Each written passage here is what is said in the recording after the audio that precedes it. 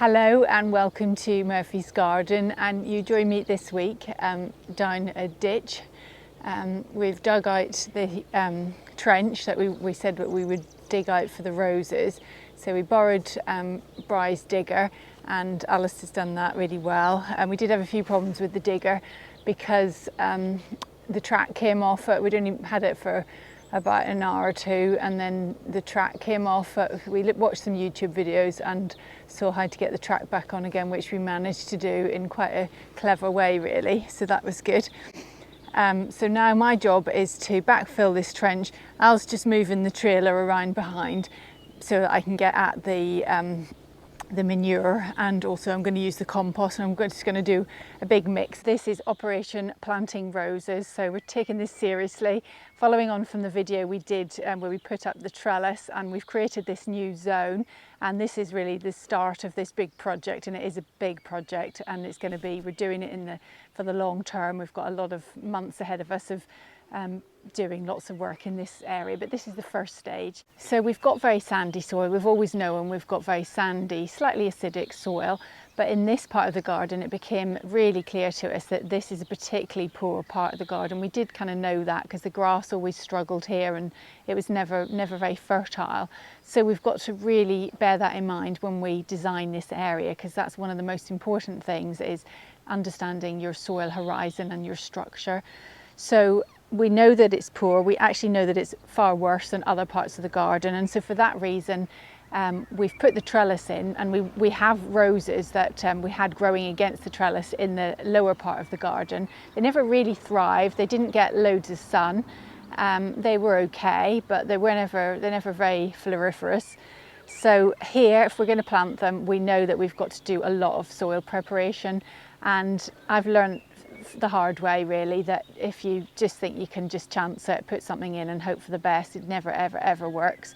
So I've learned from making lots of mistakes that you can't cut corners, you've got to do it properly. So when we put the new roses in the parterre, I use that as an opportunity to dig big holes, backfill the holes with lots of manure and compost, and they've been great. The Desdemona roses have really thrived in their new home, so I want to do the same for here. So it's a lot of work.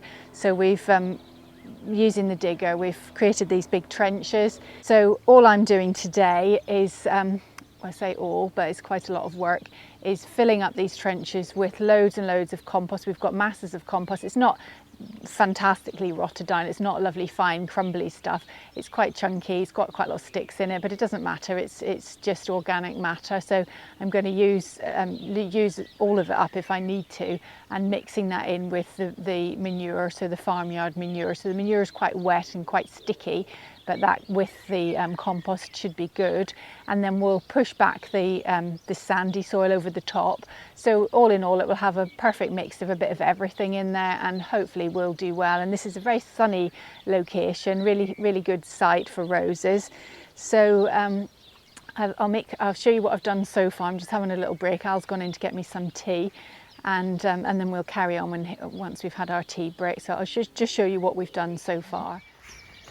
So here we are, this is the trench on this side, and I was just going to show you, this is the auger, which we just to show you the composition of the soil. We just put the auger down by about a foot, and this is the stuff that we were pulling out. So it's yeah, pretty sandy, and all these stones, they crush these stones and make them into gravel.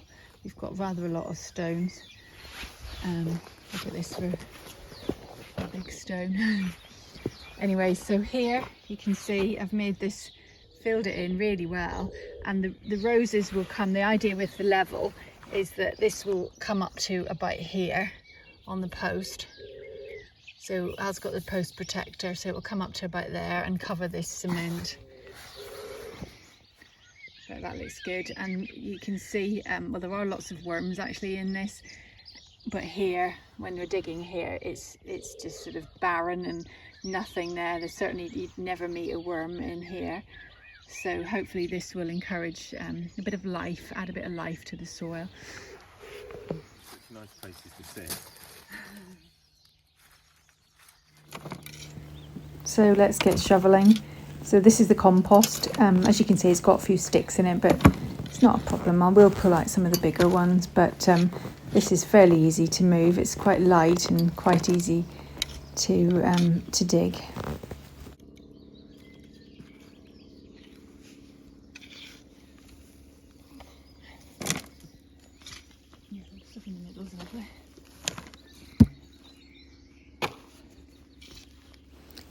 Think of the money we're saving on gym membership. Who needs a gym membership when you can shovel compost all day long?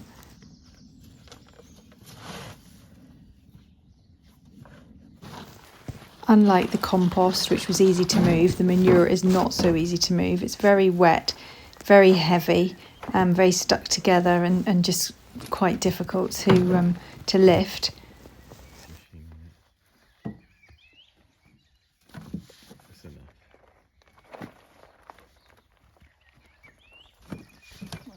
One barrow like that. When you start at the top, don't worry about the bottom bit. Well, because then I'm overreaching, aren't I?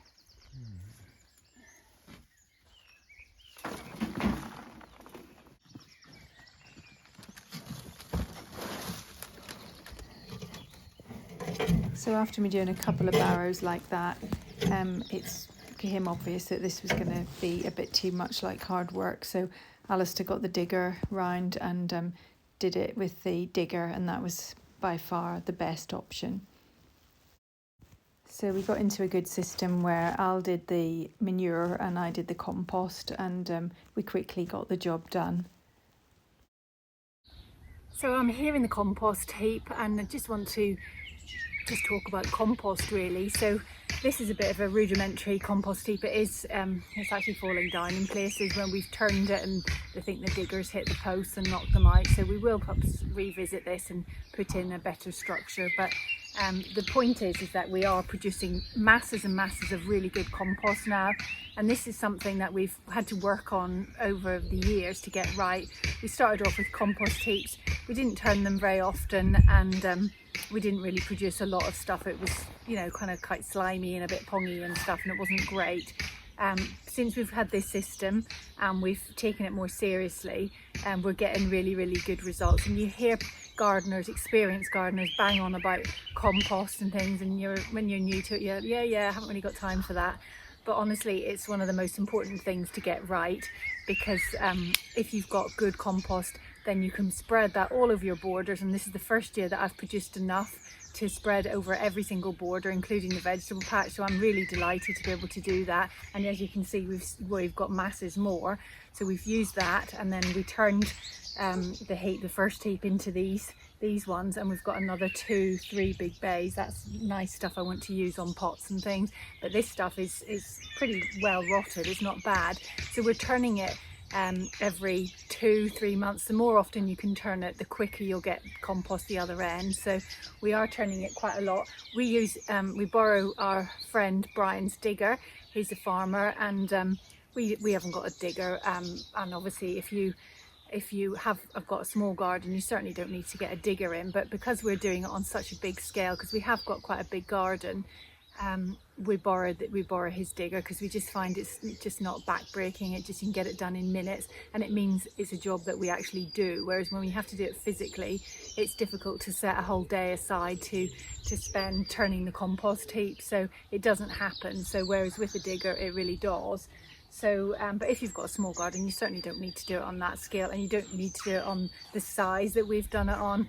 The size of your compost heap would reflect the size of your garden. So if you've just got a small garden with a few bays, a few beds and a few pots and things, then obviously your composting can be on a much, much smaller scale. The area that we're covering is quite long. It's 80 foot in length, so that's 25, I think about 24 meters, I think.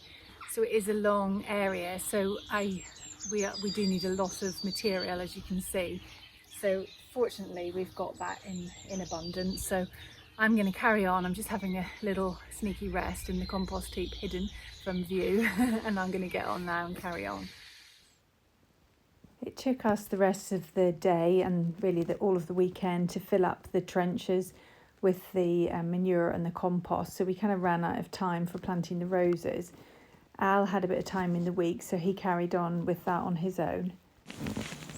So he began by digging a hole through the compost and manure, just pushing it aside, and he dug up the roses. He did one at a time, and as he did one, he put it in a basin of water just to soak while he prepared the hole.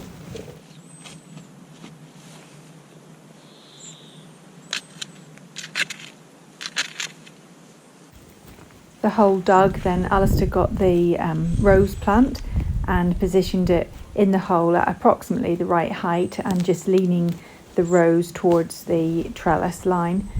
And then he just sprinkled some of the mycorrhizal fungi, which we always use when we plant, especially bare root plants.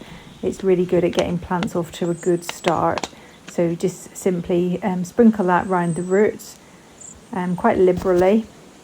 And then he just pushed the compost around the plant. At this stage, he isn't firming the plants in, and the reason being, normally you would, but the reason he's not doing that at this stage, because we have got a lot of the original soil that we're going to push around the rose plants. We just wanted to kind of push that up and then firm that in once that's in place as well. So that's the reason for that. So Al continued this technique, planting all 11 roses in the same way, putting them in the hole, adding the mycorrhizal fungi, and then just gently pushing the compost and manure around the rose. He then used the digger to push over the original more sandy soil around the rose. So the reason he didn't firm in at the early stage was so that he could readjust the height, just to make sure they were at the right height next to the trellis. So the roses planted, we then really watered them very well. We brought the hose up to the site and liberally watered all of them, because it's very stressful moving them at this late time in the season. It's May already.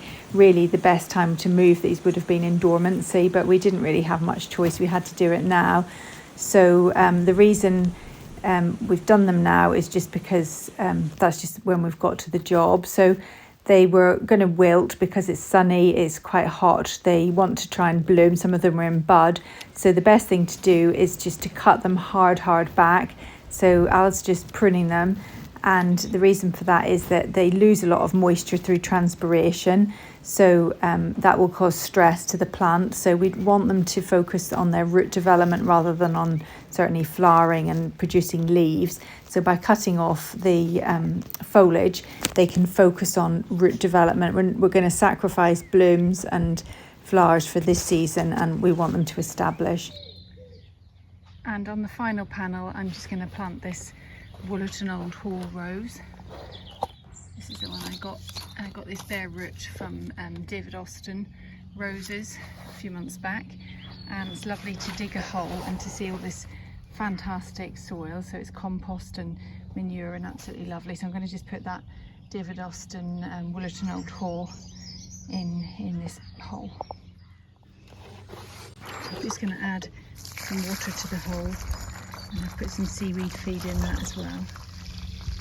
So let that go down before I plant the rose. Because it hasn't been in that pot that long, I wasn't able to plant it with all the soil intact. It's all fallen apart, but it's a good opportunity just to add some more mycorrhizal fungi to the roots,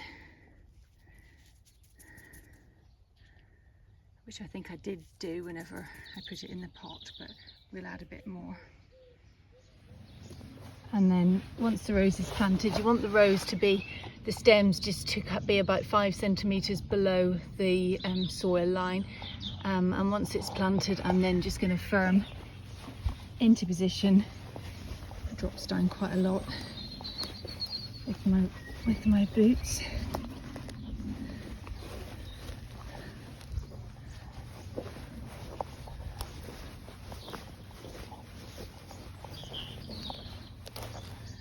Peel it in.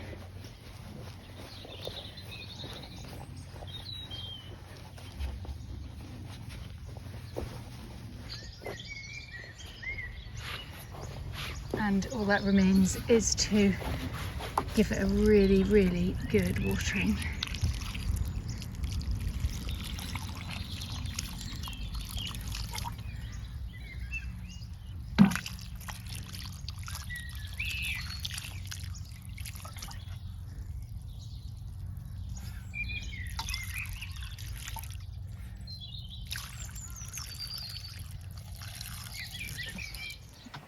So the area behind me now is phase 1 is complete. So the trellis is in and the roses are planted. I've also moved some of the clematis as well, so that's all planted too. So we'll see how that does over the summer months, and we'll have to keep it very well watered because it was a bit late moving them really. The clematis does very, very well in our soil. It's very free draining soil, so it does incredibly well here. And all that's really left to do, what I would like to do is go and get some bark chippings, which we're going to go and do in a minute. And I'm going to chip all this area here in front of me, the borders which I've weeded again. I keep weeding them and then never getting around to getting the chippings. So we'll get the chippings, we'll give that a nice covering of chippings, and also I'll chip under the roses as well, and that will just hold the moisture in and also try and suppress the weeds. And then we'll be ready for redesigning this area in the autumn, so that'll be really exciting. So all in all, a most unglamorous video, up to our eyes in poo and muck and generally just a hard slog, but I want to show you that behind every garden, every beautiful garden, is a lot of work. And we are off to the Chelsea Flower Show, where it is very glamorous, absolutely everything looks absolutely perfect, but I'm sure this week, the week before Chelsea, they're very much in panic stations, getting everything done and all the hard work that's gone into those builds. So I'm meeting up with Olivia from university, and we're heading down to London to the Chelsea Flower Show. So it'll be an opportunity to get out of my padded knee trousers and hopefully don a nice dress. And really excited and looking forward to that. So we've got that video to come. Hope you'll join us for that. And then also the garden, the rest of the garden is looking absolutely beautiful. It's a perfect time, lovely time of the year. So I do also want to do a garden tour. So lots of exciting videos to come. So don't forget to like and subscribe and join us in those. And I'll see you in the next video. Bye for now.